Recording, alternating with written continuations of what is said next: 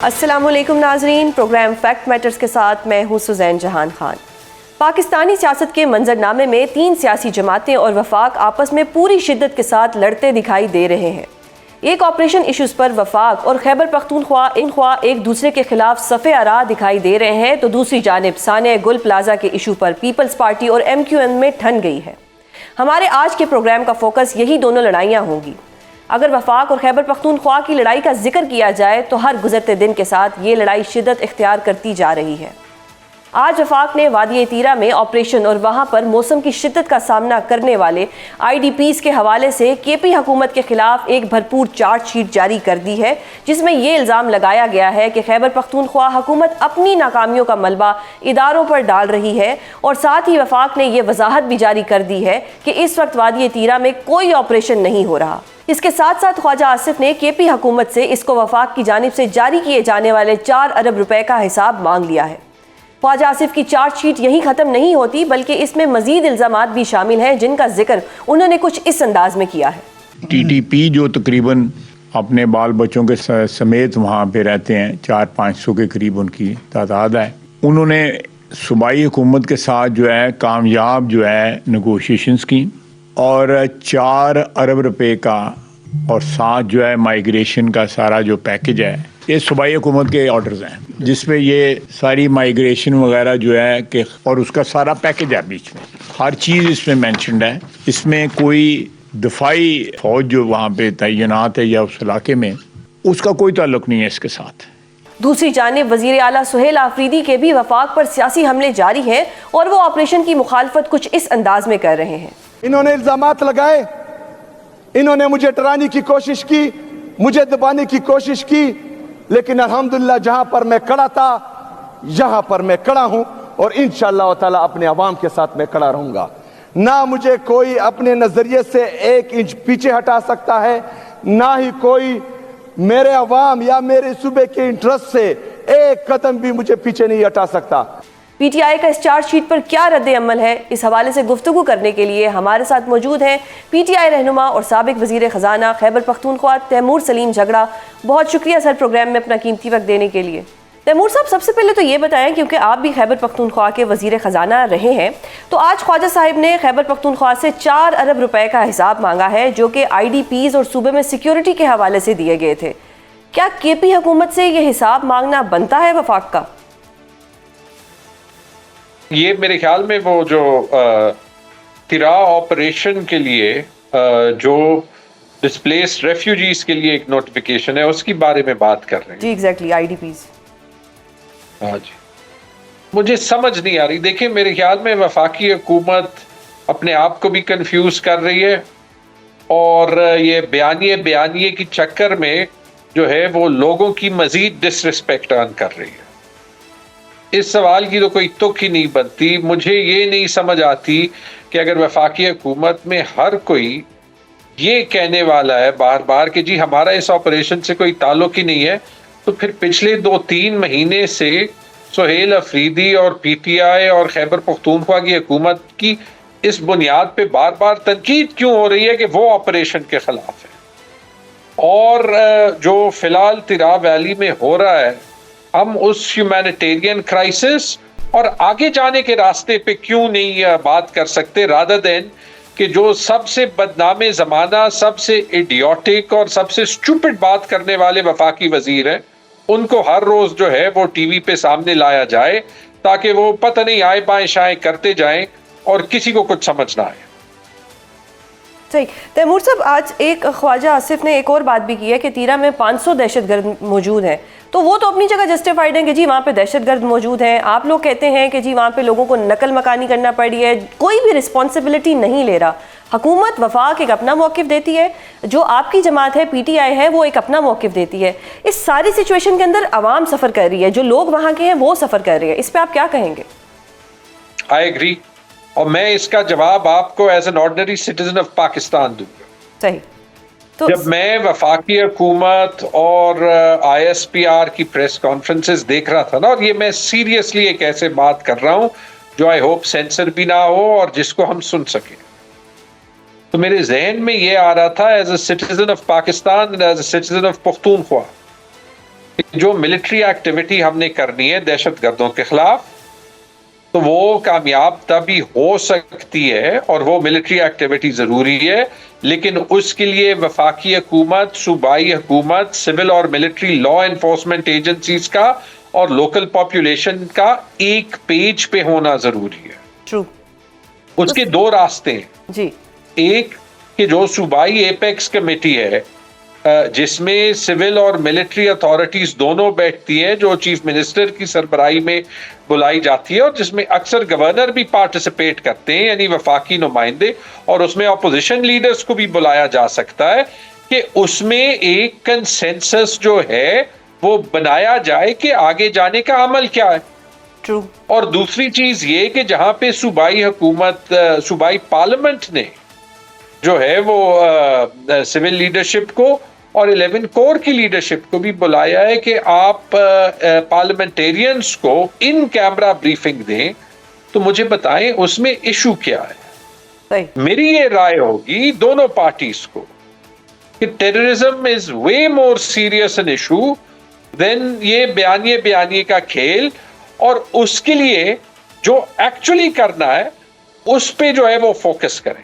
ठीक है। और यहां पे आई एम सॉरी टू से कि जो वफाकी हुकूमत का रोल है वो सिर्फ जो है वो इन्फ्लामेटरी सिचुएशन पे नमक फेंकने का है।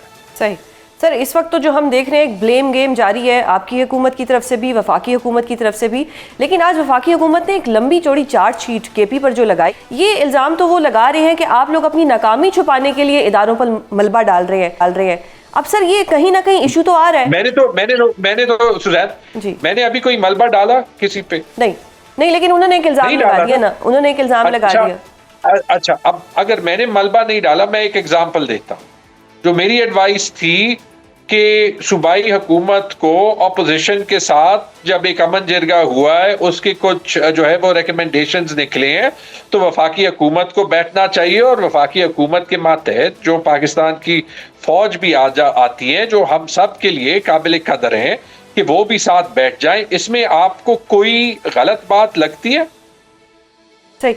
आने वाले दिनों में तैमूर साहब की जो देखिए, तो अगर नहीं लगती, मुझे ये बता दें कि हमारे मिनिस्टर ऑफ डिफेंस और हमारे मिनिस्टर ऑफ डिसइंफॉर्मेशन जो है वो क्यों ये मलबा जो है वो दूसरों पे डाल रहे हैं, और इतनी सेंसिटिव सिचुएशन पे जो तलखियां हैं वो मजीद बढ़ा रहे हैं। सर, आने वाले दिनों में फिर ये इशू कैसे रिजॉल्व होगा? अगर बकौल आपके कि वो डिसइंफॉर्मेशन फैला रहे हैं, बकौल उनके कि पीटीआई जो है वो डिसइंफॉर्मेशन फैला रही है, ये कोऑर्डिनेशन तो होना जरूरी है, इक्वेशन तो होनी चाहिए वफाक और सूबे के दरमियान। कह दिया, चौथी बार भी कह दूंगा, हम 5 साल हुकूमत में ये करते रहे। ये वैसे रिजॉल्व ऐसे ही होगा कि आप ये डिसाइड कर लें कि इस मुल्क का दुश्मन नंबर 1 पीटीआई है और इमरान खान है, क्योंकि अगर वो है तो फिर पाकिस्तान की तो मेजॉरिटी अवाम भी है, क्योंकि उन्होंने पीटीआई को और इमरान खान को वोट दिया था। सही सर। और अगर वो नहीं है, हमारे दुश्मन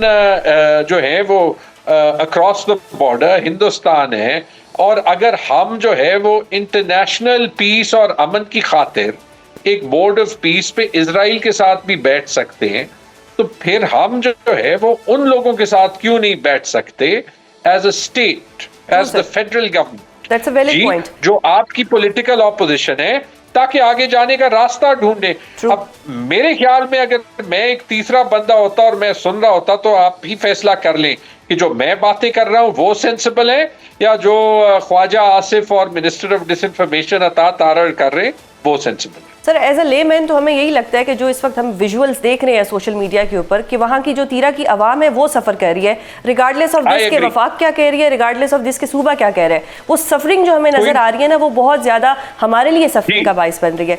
सर, ये तो अब मैंने सारी वो तीरा की बात कर ली, अब थोड़ा सा मैं पीटीआई का जानना चाहूँगी कि इमरान खान साहिब की सेहत के हवाले से कुछ खबरें आ रही हैं कि उनकी सेहत ठीक नहीं है, सोशल मीडिया पर गर्दिश कर रही हैं, तो ये कितनी ज़्यादा एक तशवीशनाक बात है, जबकि फैमिली की मुलाकात भी नहीं होने दी जा रही, बुशरा बीबी के घर वालों की मुलाकात भी नहीं होने दी जा रही। उसके अलावा कुछ सीनियर सहाफ़ी ये एक दावा कर रहे हैं कि अलीमा बीबी की भी जल्द अरेस्ट होने वाली है फेब के मिड में, और सीएम जो सुहेल आफरीदी साहब हैं उनकी हुकूमत भी जाने वाली है। इस पर क्या कहेंगे आप?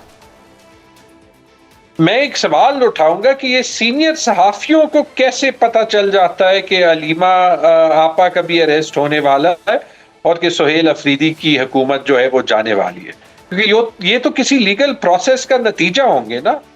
तो ये कौन से सीनियर सहाफी हैं और इनको पहले से कैसे पता चल जाता है? सर, इनकी अक्सर ट्वीट्स भी आती हैं खान साहब की, जो जब कैद होने वाली होती है उसके हवाले से, वो ट्वीट्स भी इनकी सही साबित होती हैं। फिर जो ये अक्सर तज्जिए करते हैं वो भी हम देखते हैं, वो भी अक्सर सही साबित होते हैं। तो ये इसलिए मैंने जानने की कोशिश की है।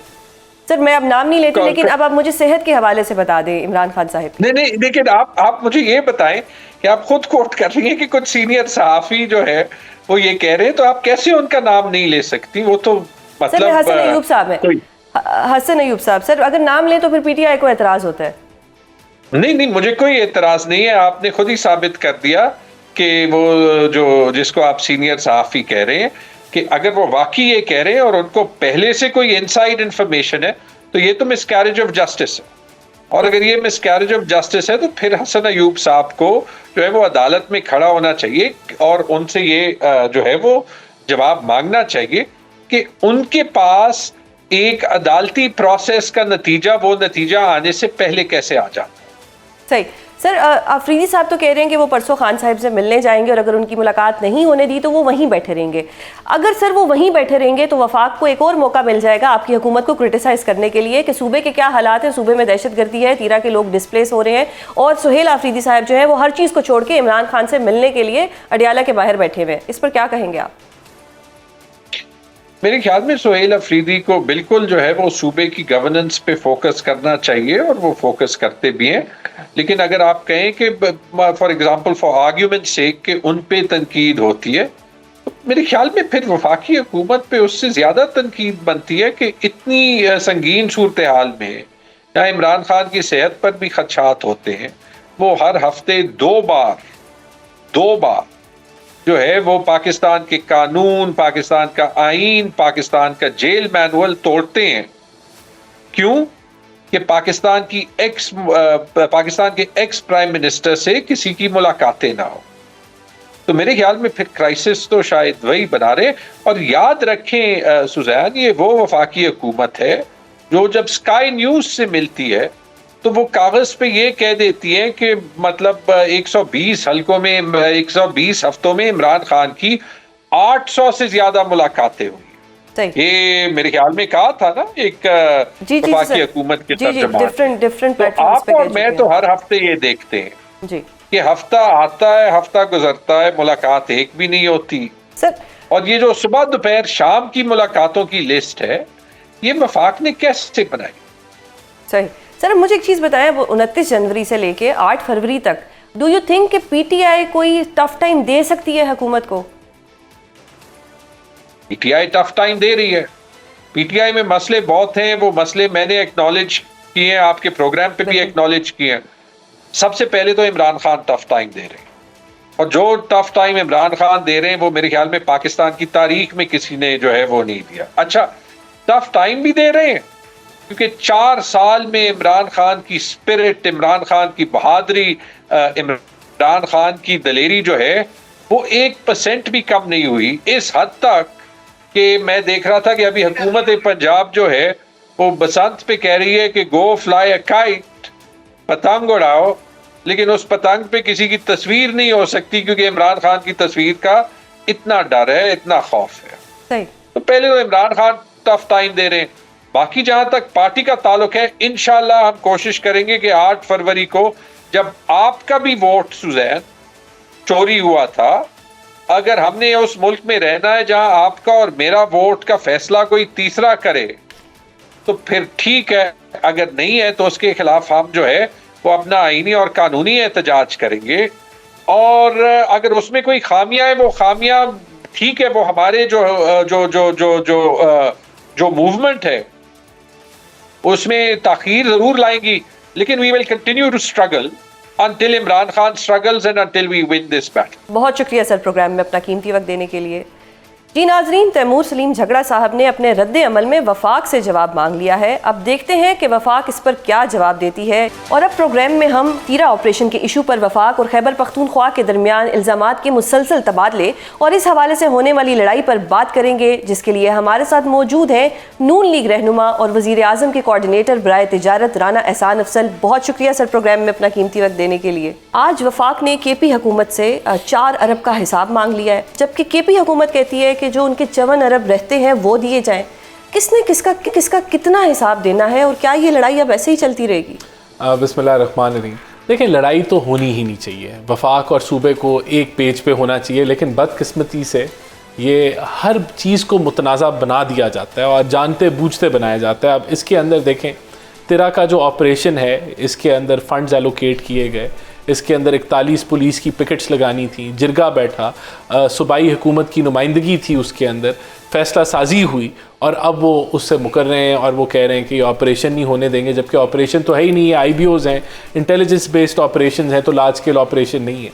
तो इसी तरह देखें, मैं आपको इसकी एक मिसाल देता हूँ। अभी जो CM KP के वो जनाज़ों के हवाले से कह रहे थे कि मुझे बुलाया नहीं जाता या मुझे इन्वाइट नहीं किया जाता। अब जनाज़ों के लिए भी आपको इन्विटेशन की ज़रूरत है। शोहदा के जनाज़ों के लिए आप चीफ़ मिनिस्टर हैं, आपको पता होना चाहिए। आप अगर कहीं जाना जनाजा है तो आपका ऑफिस जो है वो कनेक्ट कर सकता है। लेकिन ये तो बात ये कि अगर उसको भी आपने जो है वो मुतनाज़ा बना देना है, तो यहाँ तो एजेंडा क्लियर है कि आपने कोई ना कोई तमाशा या ड्रामा खड़ा करना है। तो इसके अलावा तो मुझे और कुछ नहीं नज़र आता। आज बड़ी क्लैरिटी के साथ तिरा ऑपरेशन के ऊपर बताया गया कि यहाँ किस तरीके से कंसेंसस डेवलप किया गया। वहाँ के जो बड़े थे उनके साथ बैठ के 3 मोडालिटीज़ के ऊपर डिस्कस किया गया कि नंबर 1 कि अगर वहाँ आबादी मौजूद हो और आप IBOs करें तो फिर कोलैटरल डैमेज का ख़तरा है, तो इसके ऊपर कोई इसको एग्री नहीं कर रहा था कि ऐसे किया जाए। दूसरा ये था कि वहाँ के जो लोग हैं तिरा के, वही हथियार थाम लें या वही जो है वो एक्सपेल करें दहशतगर्दों को, तो वो इस चीज़ पे भी एग्री नहीं कर रहे थे। फिर ये एग्री किया गया कि हर साल नकल मुकामी तो होती है, 60-70% आबादी जो है वो प्लेन्स की तरफ जाती है क्योंकि ठंड में आप रह नहीं सकते।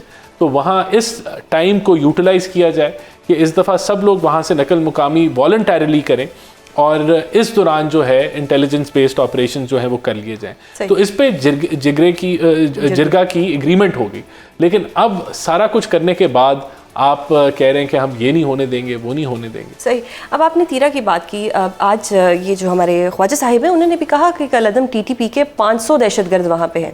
राना साहब, जब आपको हेड काउंट पता है कि जी 500 लोग वहाँ पे हैं, तो फिर ऑपरेशन करें, फिर तो उनकी लोकेशंस भी पता होंगी, तो फिर अभी तक ऑपरेशन क्यों नहीं किया जा रहा? इसकी यही वजह है ना, मैंने आपको तीनों सिनारियोस बता दिए कि अगर आबादी वहाँ मौजूद है तो ये बच्चों के, ख़वातीन के पीछे छुप जाते थे और कोलैटरल डैमेज का ख़तरा था।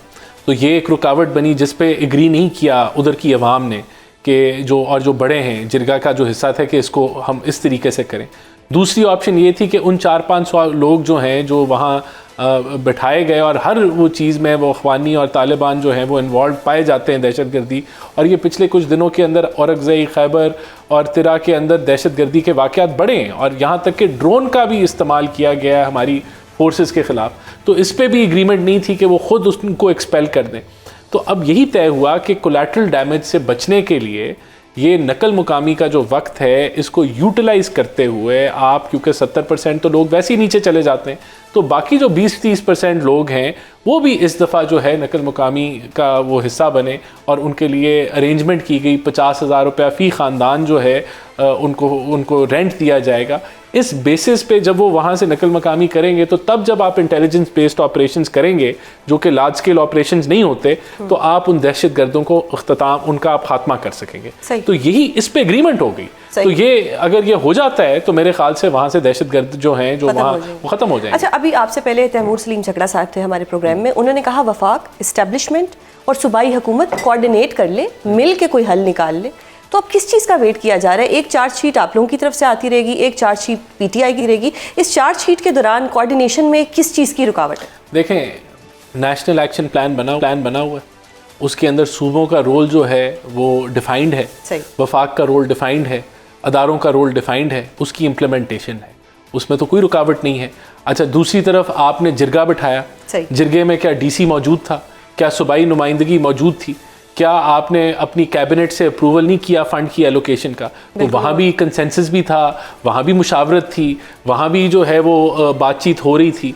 तो अब अगर आप उससे मुकर जाएं तो फिर इसका क्या हल है? मैंने आपको तभी जनाजों का हवाला दिया कि अगर एक चीफ मिनिस्टर ये कहता है कि मैं जनाजों पे इसलिए नहीं जा रहा क्योंकि मुझे दावत नहीं दी जा रही, तो मुझे इससे साबित क्या होता है? इससे साबित ये होता है कि प्लेटफॉर्म बातचीत करने के मौजूद हैं, लेकिन अगर आपने तमाशा लगाना है तो आप हर सूरत में तमाशा लगा लें। सही।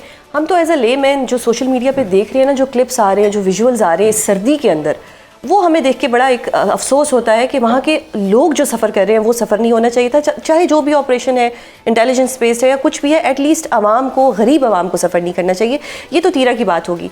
अब इमरान खान साहब से किसी की मुलाकात नहीं होने दी जा रही। आज सोशल मीडिया पे उनकी सेहत के हवाले से खबरें गर्दिश कर रही हैं। ये मुलाकात क्यों नहीं होने दी जा रही? मुलाकात करा दें ताकि ये जितनी स्पेकुलेशंस हैं ख़त्म हो जाए। देखें, सबसे पहली बात तो ये कि सबको जो है वो ये इस चीज़ की श्योरिटी होनी चाहिए कि अगर खान साहब की सेहत का कोई भी इशू है, अगर कहा जा रहा है उनकी आंख का इशू है या कोई और इशू है, तो उनको डॉक्टर्स की एक्सेस, हॉस्पिटल की एक्सेस एक आम प्रिजनर से बढ़ के मिलेगी। तो ये यहाँ किसी को कोई वो होना नहीं चाहिए। अब इशू ये है कि यहाँ पहले भी एक ऐसी प्रोपेगेंडा किया गया कि उनकी बात हो गई है, और वो प्रोपेगेंडा फिर इंडियन मीडिया ने भी किया। तो अब वो जो है वो साबित हुआ कि बिल्कुल वो बोगस था। तो पहली बात तो ये कि जब अगर कोई इशू हुआ, he will be taken care of according to the prison rules. और जहाँ तक मुलाकातों की बात है, उसके लिए ये खुद रिस्पॉन्सिबल हैं कि जहाँ ये वायलेट करते रहे प्रिजन रूल्स को, जिसकी तहत इनकी मुलाकातें सस्पेंड हैं। तो मेरे ख्याल से जब तक कोई ऐसा मैकेनिज़्म नहीं डेवलप होता कि जहाँ वायलेशन ऑफ प्रिजन रूल्स के ऊपर कोई गारंटी आ जाए, या ये कंफर्म हो जाए कि जो वो मुलाकात है उससे वो ऐसा बयानिया जो कि अदारों की जो है वो कह लें कि उनके खिलाफ नहीं होगा, या फिर जो है वो मीर जाफर, मीर सादिक के फतवे नहीं जारी करेगा, और सियासी जो है वो कोई मतलब कि असल मसला तो ट्वीट से है ना, जो ट्वीट एक आती है वो वायलेशन। डेफिनेटली। तो फिर अचकज़ई साहब को मिलवा दें, वो तो ऐसी कोई ट्वीट नहीं करेंगे। तो चले फीमेल है, बहन है, जाती है, कोई ना कोई ऐसी बात कर देते। मेरे ख्याल से ये चीज़ आगे ये मुमकिन, मैंने आपको बता दिया कि अनटिल अनलेस कोई ऐसी कोई श्योरिटी जो है अब इनकी तरफ से नहीं आती, तो ये स्टेटस को बरकरार रहेगा। तो ये श्योरिटी तो अचकज़ई साहब दे रहे हैं कि मैं मुज़ाकरात को प्रेफर करता हूँ। तो दैट मीन्स कि वो जाके खान साहब को कोई सेन मशवरा देंगे कि खान साहब बाहर रियलिटी ये है, देखिए ये असल में ये है, आपको कुछ गलत बताया मेरे ख्याल से ये कोई बुरा मशवरा नहीं है, इसके ऊपर सोचा जाना चाहिए। सही। अब जो हमारे सीएम साहिब हैं, केपी के जो सीएम हैं, उन्होंने कहा है कि वो जी परसों अडियाला के बाहर जाके वो एक धरना देंगे जब तक उनकी मुलाकात नहीं कराई जाएगी। डू यू थिंक कि हुकूमत को कोई टफ टाइम वो दे सकते हैं, और क्या हुकूमत टफ टाइम लेने के लिए तैयार है? देखें, अभी तक तो वो अपनी आवाम को टफ टाइम दे रहे हैं, केपीके के लोगों को टफ टाइम दे रहे हैं। आपने तिरा के लोगों की बात की कि बड़ा अफसोस होता है देखते हुए कि वो कितनी परेशानी में नकल मुकामी कर रहे हैं। ये उनकी डायरेक्ट जिम्मेदारी थी कि वो 4 अरब रुपए जो थे उनकी फैसिलिटेशन के लिए खर्चे जाने थे, वहाँ तो उनकी तवज्जो नहीं है। तो बिल्कुल आप दुरुस्त फरमा रही हैं कि टफ़ टाइम अगर वो दे रहे हैं, वो मेरा नहीं ख्याल कि केपीके में किसी को वो टफ़ टाइम दे, वो इधर अडियाला में किसी को टफ़ टाइम दे सकेंगे या किसी और को टफ़ टाइम देंगे, लेकिन तालीम के हवाले से, लॉ एंड ऑर्डर के हवाले से, हेल्थ के हवाले से वो केपीके के अवाम को बहुत टफ़ टाइम दे रहे हैं। तो sir why don't you call him, आप लोग बैठ जाएं, बैठ के मसला हल कर लें, ताकि वो किसी को भी टफ़ टाइम ना दें, ना हुकूमत को दें, ना अपने सूबे की आवाम को दें। देखें, उनको इस मकसद के लिए लगाया गया है चीफ मिनिस्टर कि वो तसादुम करें, वो टक्कर लें। और मैंने आपको बता दिया कि जो आदमी जनाज़ों को भी मुतनाज़ बना दे, तो शुहदा के जनाज़ों को, तो वहाँ फिर देखें आप जो मर्ज़ी कर लेंगे। मेरे ख़्याल से जो प्रॉब्लम है ना, वो हुकूमत, वफाकी हुकूमत की साइड से नहीं है, प्रॉब्लम केपीके की हुकूमत की साइड से है, और प्रॉब्लम खान साहब की आइडियोलॉजी जिसको वो फॉलो कर रहे हैं उसके अंदर है, क्योंकि वरना उनकी नौकरी नहीं बचती, तो वो नौकरी बचा रहे हैं बेसिकली। अब जो मुज़ाकरात की बात कर रहे हैं अपोजिशन लीडर्स, तो फिर मुज़ाकरात को मतलब वेलकम करना चाहिए, हुकूमत को जहन बनाना चाहिए।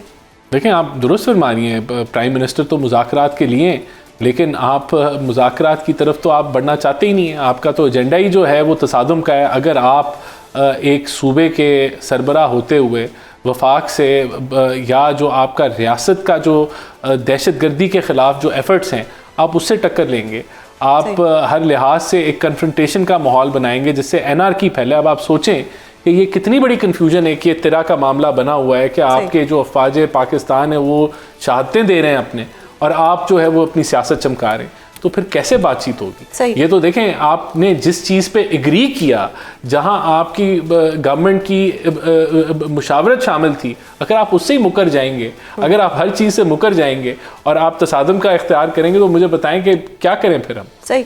अब 8 फरवरी की मैं बात करूं तो पीटीआई कह रही है कि 8 फरवरी को वो एहतजाज करेंगे, मुल्क गिर एहतजाज होगा। दूसरी तरफ से जेयूआई मौलाना फजलुर रहमान भी कह रहे हैं कि वो 8 फरवरी को सड़कों पर आएंगे।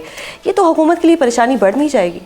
नहीं, परेशानी कोई नहीं बढ़ेगी। देखें, अवाम इनसे तंग आ चुकी है और अगर ये ज़बरदस्ती शटर डाउन करेंगे तो ऑब्वियसली फिर कानून के मुताबिक इनके ख़िलाफ़ कार्रवाई होगी। बहरहाल 8 फरवरी को बसंत है, लोगों को बसंत मनानी चाहिए और पंजाब के अंदर और बाकी जो पाकिस्तान है उसके अंदर मेरे ख़्याल से हुकूमत अगर तो कोई इन्होंने ज़बरदस्ती करने की कोशिश की, कानून को हाथ में लिया, तो इनके खिलाफ सख्त एक्शन होगा। सही। आपने बसंत की बात की तो बसंत पे एक अहकामात जारी हो गए कुछ गानों के ऊपर, जिसमें एक आध थोड़ा पीटीआई वालों को लगता है फेमस गाना था, खान साहब की तस्वीर वाली पतंग के ऊपर भी। ऐसी क्या बौखलाहट का शिकार है पंजाब गवर्नमेंट के वो इतनी बातों को भी दिल पे ले जाती है और इस चीज़ को भी बैन कर देती है? देखिए, ज़ाब्ता अखलाक तो हर चीज़ और हर इवेंट का होता है, उसमें तो कोई कबाहत नहीं, लेकिन अगर आप इसको जोड़ना चाहते हैं ज़ाब्ता अखलाक को पीटीआई के साथ, तो वो भी जुड़ता है इस एंगल से कि देखें मदीना के अंदर अगर सियासी नारे लगाए तो वो पीटीआई ने लगाए। अगर आप बैरून मुल्क हमेशा पाकिस्तान का नारा लगता था, लेकिन अब तकसीम का नारा लगता है, एक जमात एक दूसरे को गालियाँ देती है, वो भी पीटीआई ने इनिशिएट किया, जो कि अफसोसनाक है। तो यहाँ भी जो 14 अगस्त है उसमें आपने पाकिस्तान का झंडा उठाना था, लेकिन आप यहाँ सियासी जमातों का नारे लगाना शुरू कर दिए। तो ये जो तकसीम और नफरत की सियासत हर पहलू में लाई जा रही है, उसको जो है वो रोकना चाहते हैं, उसको नहीं होना चाहिए। अगर एक त्यौहार है, एक इंपॉर्टेंस दी जा रही है, कुछ चीज़ों को इग्नोर करना चाहिए। किसी ने जो गाना लगाने लगाए, मतलब एक खास गाना जो देखिए, मैं समझता हूँ कि एक त्यौहार का जो मज़ा है वो उसको सेलिब्रेट, एक कल्चरल सेलिब्रेशन है, उसके अंदर सियासत नहीं आनी चाहिए। तो शायद अगर आप, मैं कह रहा हूँ ये ज़ाब्ता अखलाक तो सबके लिए है, हमारे लिए भी है। ये ऐसा नहीं है कि ये पीटीआई स्पेसिफिक है, लेकिन अगर आपने ज़बरदस्ती जोड़ना है तो मैं उसके मुताबिक आपको लॉजिक दे। सही। अब एक और चीज़ बताइएगा, जाते जाते ये भी बता दें कि मौलाना फजलुर रहमान तो हुकूमत कहती है हमारे दोस्त हैं, तो सड़कों पर तो वो भी आ रहे हैं। दोस्त को मना लिया जाएगा या कहा जाएगा कि जी आपने भी जो जोर लगाने लगा लें? देखिए, मेरे ख्याल से सड़कों पर अभी उन्होंने आने का फ़ैसला किया है। बहरहाल देखें, फ़र्क आ जाता है उस जमात का कि जिसने 9 मई किया और उस जमात में का जो है जिसका ऐसा रिकॉर्ड ना हो, और ऐसी जमात जो फतवे जारी करे ऐसे लोगों के लिए जो कि अफवाज पाकिस्तान के साथ सिर्फ इंटरैक्ट कर रहे हैं। तो मैं समझता हूँ मौलाना साहब से बातचीत ज़रूर की जाएगी। हम तो पीटीआई से भी बात करेंगे कि आप जो है वो ना करें। बहरहाल देखते हैं क्या होता है। बहुत शुक्रिया राना साहिब प्रोग्राम में अपना कीमती वक्त देने के लिए। राना साहिब का ये कहना है कि इस वक्त मसले की जड़ पीटीआई है और ये लड़ाई अब कितना अरसा चलेगी ये तो वक्त बताएगा, लेकिन इस वक्त एक लड़ाई सिंध में चल रही है, इस पर बात करेंगे। और अब प्रोग्राम के आखिरी हिस्से में हम उस दूसरी सियासी लड़ाई पर बात करेंगे जो इस वक्त सिंध में एमक्यूएम और पीपल्स पार्टी के दरमियान चल रही है। सानिया गुल प्लाजा के मामले पर एमक्यूएम क़यादत ने आज वज़ीर आला सिंध और मेयर कराची के इस्तीफे और इसके साथ ही इस इशू पर जुडिशल कमीशन बनाने का मुतालबा कर दिया है। एमक्यूएम ने सानिया गुल प्लाजा की तहकीकात कमिश्नर कराची से करवाने के हुकूमती फैसले को भी मुस्तरद कर दिया है। दूसरी जानिब सानिया गुल प्लाजा की तहकीकात का जायजा लेने के लिए वज़ीर आला सिंध मुराद अली शाह की सरबराही में एक सब कमेटी कायम कर दी गई है। एमक्यूएम के साथ पीपल्स पार्टी की लड़ाई अब क्या रुख जारी है, इस हवाले से गुफ्तगू करने के लिए हमारे साथ मौजूद है वज़ीर बल्दियात सिंध नासिर हुसैन शाह साहिब। बहुत शुक्रिया सर प्रोग्राम में अपना कीमती वक्त देने के लिए। शाह साहिब, आपने तो खुद सानिया गुल प्लाजा की जुडिशल कमीशन बनाने की ऑफर की थी और आज एमक्यूएम ने भी जुडिशल कमीशन का मुतालबा कर दिया है, तो सर फिर इसमें रुकावट क्या है? बिस्मिल्लाहिर्रहमान अल्लाहुम्मा सल्ली अला मोहम्मद व आले मोहम्मद। देखिए, इसमें कोई रुकावट नहीं है। इशू ये है कि एक इतना बड़ा सानिया हुआ, अफसोसनाक सानिया, जिसमें इतनी जानें गई, इतना लोगों का नुकसान हुआ, और अब मैं उन चीज़ों में पढ़ना ही नहीं चाहता, किसी को ब्लेम गेम करूं या क्या, बल्कि ठीक है, होना तो ये चाहिए था कि हमारे जितने भी ये दोस्त हैं जिनका आप जिक्र कर रही हैं या जो भी हैं, वो हमें क्रिटिसाइज ज़रूर करें, लेकिन उसके साथ साथ जो हमने वहाँ पे काम किया है, और सीएम साहब ने खुद इंक्वायरी के लिए ऑर्डर कर दिया था कि जिसकी भी नेग्लिजेंस होगी या क्या मुहरकात है, सारा उसका एक सामने वो आई है, उनकी जो भी इंक्वायरी है, और ये सबका आज भी कैबिनेट में यही डिस्कस हुआ कि इसकी जुडिशियल इंक्वायरी कराई जाएगी, लेकिन ये जो इब्तदाई जो रिपोर्ट है ये आने दें, जो इन्वेस्टिगेशन है, और उसके बाद सीएम साहब उसको हेड भी कर रहे हैं कमेटी को, जिसमें सीनियर मिनिस्टर शजील साहब भी हैं, सईद गनी हैं हमारे, और ज़ियाल अंजार साहब हैं, मैं भी हूँ। और ये हमारा है कि इसको जुडिशियल इंक्वायरी होगी ताकि सारी चीजें सामने आ सकें। सही सर, आपने अब वहाँ पे जी देखें, जो जाने गई हैं, शहादतें हुई हैं, उनके घरों में किस तरह के हालात हैं। ज़ाहिर है किसी का भी नेमुल बदल नहीं है, जान का कोई या उसका मुतबादिल नहीं है, लेकिन सिंध हुकूमत ने उनकी दिलजोई के लिए फौरी तौर पर 1-1 करोड़ रुपए का भी ऐलान किया है, जो हम डिस्ट्रीब्यूट कर रहे हैं। उसके बाद अचानक ये इतना बड़ा हादसा हुआ, किसी की जमा पूंजी सारी वहीं पे होगी, तो उनको रोजमर्रा के अखराजात के लिए महीने डेढ़ के लिए फी गज 5-5 लाख रुपए भी दिए जा रहे हैं। फिर जितना उनका नुकसान हुआ है उसका असेसमेंट कराई जा रही है बिजनेस कम्युनिटी से ही, जिसमें चैम्बर ऑफ कॉमर्स और दीगर जो ट्रेडर यूनियन हैं उनके जो भी सब लोग हैं कि भाई आप खुद बताएं। और वो अजाला भी सिंध गवर्नमेंट, पाकिस्तान पीपल्स पार्टी की गवर्नमेंट अपने इन भाइयों को, बहनों को तनहा नहीं छोड़ेंगे, वो भी इनका अजाला किया जाएगा। उसके साथ साथ अगर कोई मजीद भी लोन लेना चाहे तो 1-1 करोड़ रुपए का लोन, जिसका कोलेट्रल और उसका इंटरेस्ट भी सिंध गवर्नमेंट सारा बेयर करेगी, वो भी करके दे रहे हैं। और फिर जब तक ये गुल प्लाजा की जगह पे इसी जितनी ये शॉप्स थी, इतनी ही शॉप्स के लिए दोबारा बना के भी दे रहे हैं उनको, और तब तक उनके लिए मुतबादिल तौर पर इंतजाम किया जा रहा है कि उनको दुकानें दी जाएं। जाहिर है वो पूरी बिल्डिंग बनने में 1-2 साल लगेंगे ताकि उनका कारोबार चल सके। सही। तो ये तो हम सब सिंध गवर्नमेंट, पाकिस्तान पीपल्स पार्टी की गवर्नमेंट कर रही है, और ये कोई एहसान नहीं है, ये हमारा फर्ज है। उस वक्त जिस शिद्दत से आग लगी या जिस तरह आग लगी, रिस्पॉन्स उसी वक्त किया गया जो हमारे सर, ये सब तो जुडिशियल इंक्वायरी के बाद मजीद पता लग जाएगा कि क्या हुआ क्या नहीं, लेकिन जुडिशियल इंक्वायरी का टाइम फ्रेम क्या होगा, जजेस मुकर्रर करने होंगे, ये कब तक हो जाएगा? देखें, ये भी फौरी तौर पे ही होगा, और ये इब्तदाई रिपोर्ट आ जानी थी या कल तक वो आ जाएगी, वो भी पब्लिक होगी, और फिर उसी को मद्देनजर रखकर और हम ये करेंगे। हम खुद चाहते हैं कि ये सारी चीजें सामने आए, और बगैर इसके कि हम किसी को कोई हदफ बनाएं, बल्कि सबसे पहले हम हाजिर हैं। हम इस चीज से बरी जिम्मा नहीं समझते खुद को। इतनी जाने गई हैं, इतना लोगों का नुकसान हुआ है, जिसकी भी कोताही होगी उस पर एक्शन किया जाएगा, सख्त एक्शन किया जाएगा। सही। और सर, ये कराची को आर्टिकल 148 के तहत वफाक के ज़ेर इंतजाम देने का मुतालबा भी बड़ा जोर पकड़ रहा है, इस पे क्या कहेंगे आप? देखिए, मैं आपको एक अर्ज करूं, ये वो पॉलिटिकल स्कोरिंग है। सियासत सब करें, सियासत अच्छी चीज है, हम भी सियासत करते हैं, लेकिन ये लोगों की लाशों पे, लोगों अपने गम में हैं, वहां पे ये पॉइंट स्कोरिंग करना। एक तरफ तो एमक्यूएम के दोस्त हमारे कह रहे हैं कि जी 140A पे अमल हो, डिवोल्यूशन ऑफ पावर्स की बात करते हैं कि मजीद नीचे तक पावर्स जाएं, और अब ये कह रहे हैं कि पावर्स ऊपर चले जाएं और वफाक जो है वो करे, और फिर कभी तकसीम की बात करते हैं।